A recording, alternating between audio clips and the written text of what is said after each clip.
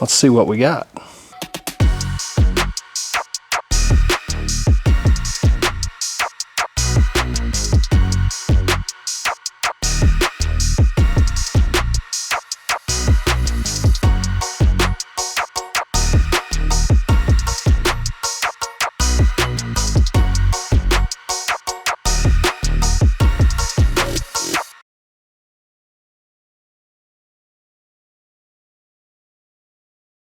All right, guys, so I want to show you guys what we got. I was going to use this on a project, and I plan to in the future, but I do think it's worth it if we just go through this vise and talk about what the features are and why this is such a big deal to me. So what this is the Fireball Tool woodworking side vise is what this one is. I'm pretty excited about this. It's going to mount on the side of our Fireball table, and it's got some really cool features. As soon as I saw what this vise would do, I always wanted one, so I'm pretty dang excited about this. So let's dive in here and let's see what we got. The box is actually heavier than I thought. Oh goodness.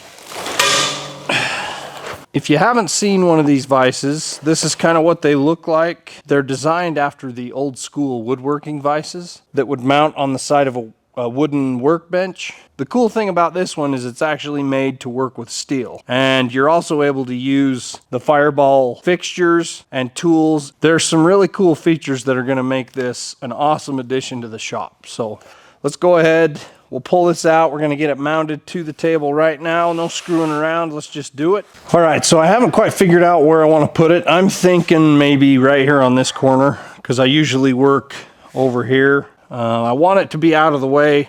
This end isn't really an option because I got all my fixtures over here. I think I kind of like it being right here. I can be on the front of the vise, but I can also get around this way. And then I've got all this room to fixture things. So I can always move it later, so let's put it right here. So as far as the hardware goes, they give you some spacers to mount it. One thing to remember, you want to make sure that if you are using a Dragon Wagon, that you get the model specifically for the Dragon Wagon. The difference in thickness on the table changes what kind of hardware it requires to mount it to the table. So make sure if you buy one, you get one that is specifically for the Dragon Wagon. All right, so this one comes with some spacers, and the reason it comes with some spacers is because this table is 1/2 inch thick. All right, and then I've got some pins here. We'll go over some of that stuff. We're probably gonna end up using these shorter bolts because our table is thinner. So I'm just assuming that that's the case. And these do have a little tapered spacer. So we'll pull these off. Here's what the tapered spacer looks like. And then you pull the nut off. And then you can see that the shoulder bolts are different in length. So I'm assuming this one's for the HD tables and this is for the Dragon Wagon. All right, so we got the long bolts pulled out. We're gonna slide these short ones in. Ooh, they fit like a glove. I'd expect nothing less. Now, I think I'm gonna have Coy come over here and help me mount this. Ooh. I don't think I'm hitting anything. Maybe it's just really snug. Oh, it's hitting right there. Okay, so you gotta remember, you gotta be able to clear the leg bracket. So we had to just push it just inside of where the leg sits. I'm wondering, can you lower the... That's what those are for. Okay, so I think I know what these spacers are for. So where I have the slag pan mounted underneath my table, when you run the vise in and the screw and the guide rods go underneath the table, they actually run into the pan. And so it looks like they've given me some spacers so that I can drop those pans down so that the screw and the guide rods will actually be above the pan and have clearance so that it doesn't hit the pan and move the pan while I'm using the vise. So we're gonna hurry up and pull these bolts. We'll slide our spacers on and then we'll give you guys a look once we get that all done. All right guys, so I think I found a solution to our Dragon Wagon slash woodworking vise slash slag pan. Okay, so I did some research. I got online. I was looking on Fireball Tools website. It turns out that this is definitely a situation they've ran into. The thing that I do find interesting is on the website, it says that if you are using the slag pan setup on a dragon wagon and you're trying to mount the woodworker vise, then you can't use the side slag trays. And I thought, okay, well, that's not the end of the world. But then as I thought about it throughout the day, I came up with an idea.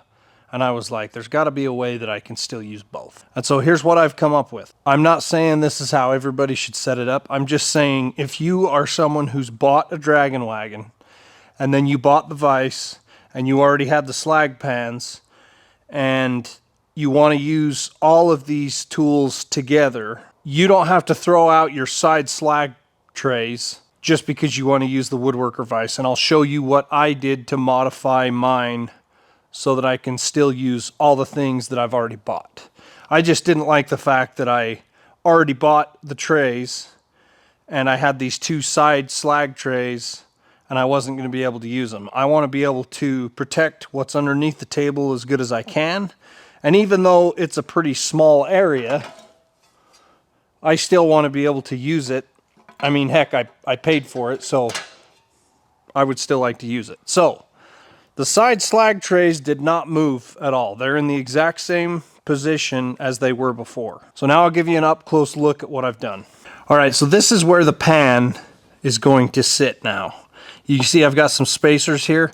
Now the problem I ran into was these bolts are just a hair too long. If they gave you these bolts but made them a 1/4 inch shorter, then they would work perfect for this situation.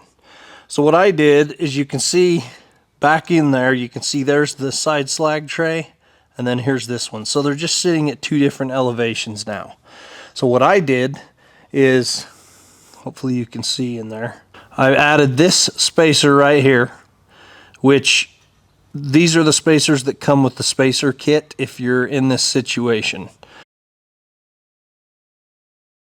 So I added this spacer. You can see I've got that top spacer, and that's where it normally sits if you install the slag trays. So nothing changed there, but I did add this spacer below. And then you can see I've got a M12 by 2 3/4 bolt. I don't know what it is in metric, but I know it's 2 3/4 instead of 3 inch. So these ones are 3 inches long. These ones are 2 3/4. So I grabbed 3 M12 by 2 3/4 bolts. You can see here on the end, I just stacked them. So I stacked the one that came with the kit to offset this, and then I put this one on there, and then you can see they're the same elevation there as well as right there. Hopefully that makes sense to you. So you've just got your bottom slag tray rails sitting at a lower elevation than your side slag trays. So that was my solution. 3 M12 by 2 3/4 bolts, and then you're in business. I was actually thinking about cutting a spacer here out of just black pipe that you can buy at Home Depot, but I thought, well, I can use this and stack both of them together, and the measurement was just right. So, and then you should be able to use both your center tray and your side trays together with the woodworking vise. And I did check it, and there's enough clearance here now that it is going to work. So I'll go ahead and get that other side done, and then once we get everything all mounted, we'll come back to you and we'll show you guys how it works. All right, guys, we finally got it put together, figured out. So here's freaking Skeeter. This pan still, it would clear, but it's got those little pins on the bottom that sit in the slot on the rails, and I have to lift it up a little bit to get it out of those little slots. So I can't pull it, I can't lift it up and pull it out because it does hit the bottom of the vise. But if I pull the table out and I push my tray out that way, I can still get the tray out, sweep it out. So it's not that big a deal to me. I'll just dump it from the back side. So that's not that big a deal. I can still use all the trays Side trays still work on both sides. So I was able to get it to work the way I want it to. I can still use all the pans. I got my new vise in place. To get to the bolts, I did slide the tray out. That makes it easier to get to. The other thing I would mention, when you do slide it in, if you open the vise all the way, it's a lot easier to get to those nuts on the back of the bolts.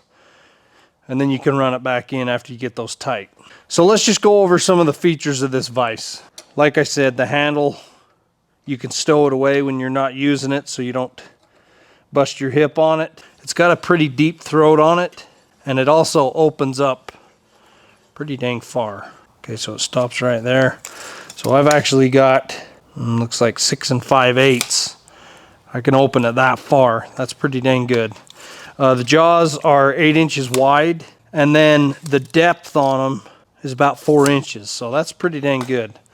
Okay, so now let's talk about some of the other features. So I also got a set of these pins here. Now these pins are awesome, and I'll show you why. So you can put these pins in here, and there's 3 different locations you can put these on either side. And then I'll give you an up-close view of why these are so cool. So if you guys were gonna clamp this piece of aluminum, being a triangle, how would you clamp it? Because you can't clamp it like this. You can't clamp it like this. Like if I want to squeeze it in the vise like this and have it flat so that I can clean it off, or maybe I'm laying it out. Triangles are tough. Well, they used to be tough. So I've got these 4 pins, okay? Now I'm going to show you what they look like. So they have 2 sides on them. And you can see this one here. That's like a 1/16 of an inch. And I believe this one is an 1/8 of an inch. So you got 2 options that you can bite it with. Where it's a triangle, if I have a vise that I can bite it on 3 sides, if I take 1 pin and I put it in the middle slot, and then I leave 2 in, the other reason that this works is these pins rotate. So I can rotate that pin to where it will bite on the corner, and then I rotate these 2 so that they will bite the same, and then I can clamp this down. I can actually move this table with this. So it's tight enough that it will lock that down. And here's the other cool thing. Now let me show you up close. Ho ho! What do we got here? What are you doing? You're going hunting? Cool. In the dark. In the dark. So you got your BB gun. What else you got on there?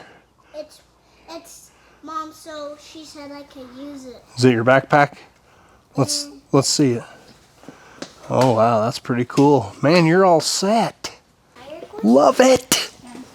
So you can see here, those pins grab that below the surface of the plate. So I could take a flap disc or a sandpaper disc or one of those non-woven pads, and I could buff the whole surface of this without having to rotate it, without having to move it. That is freaking awesome. That's a game changer. It's a lot safer. You're not sticking your fingers in the way. It sticks up above the surface of the table, so you don't have to worry about your grinder running into the table. You can bring it clear out over here. So you can clamp down some crazy shaped parts with this vise just by moving your pins around and rotating these to where they make contact with the part. Awesome. Awesome, awesome.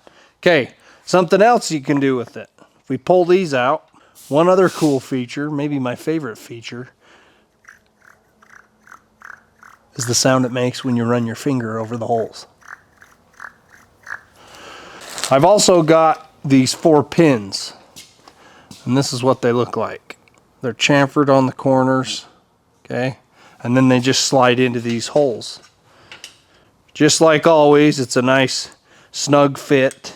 Okay, so the other thing you can do is I've got one of my fence blocks here just to use as an example of something that I want to clamp down. So I've got these pins slid into these holes on both sides, and then I can take and I can use those pins to create a clamping surface. So if I've got something that's tall but I want it to protrude out of the vise, I can use those. I can move the pins for different widths. There's just a lot you can do with it. I can use those if I had a piece of round shaft and I wanted to clamp down on something round, those pins would work for that as well. A piece of pipe. So just a lot of cool things you can do with this. The other thing I like is I can actually use the fence blocks because it's the same dimension. So I can actually put the fence blocks in if I grab two of them. So I can slide two fence blocks in, and now I've got an even larger clamping surface. So pretty cool. Something else I can do. I've got some of these threaded studs that came with some of my fixtures. It's the same thread, so I can actually screw these into the threaded ports, and I'll give you guys an up close look, but I can screw these in, and I can do the same thing with those. There's just so many things you can do with it. I will try to show this in action in some of my upcoming videos and just show how I've been using it, how I'm liking it. If there's anything I don't like, I'm going to be honest.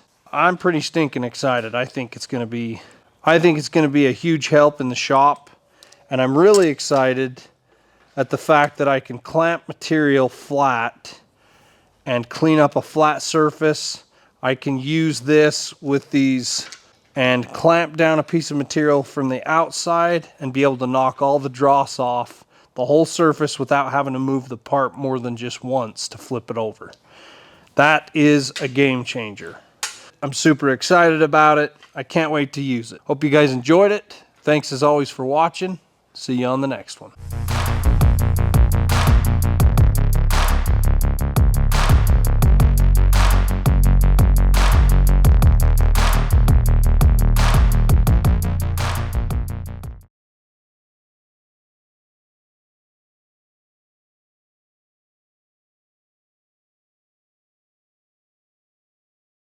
And there's some really cool features with this that are gonna, you get the one that's specifically for the Dragon Wagon so that you get the appropriate hardware to allow you, goodness. I know if you are mounting it to a heavy duty, so we probably are gonna end up using these shorter, yeah. So we're gonna hurry up. We'll end up, so we're gonna, so you can literally use this vise to grab a piece of material that's got all kinds of crazy shapes just by moving these pins around and rotating them to where they'll bite down on a surface, making 100% contact.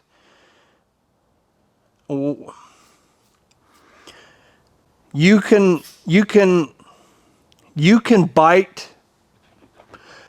clamp down on a piece of material that is just a crazy shape just by moving these pins and rotating them so that these flat surfaces on these pins contact.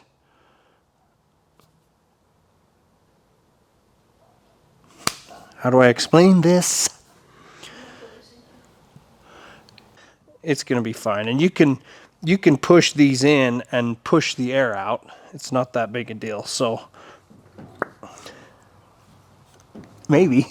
And now I've got an even larger clamping surface. Goodness. Now I've got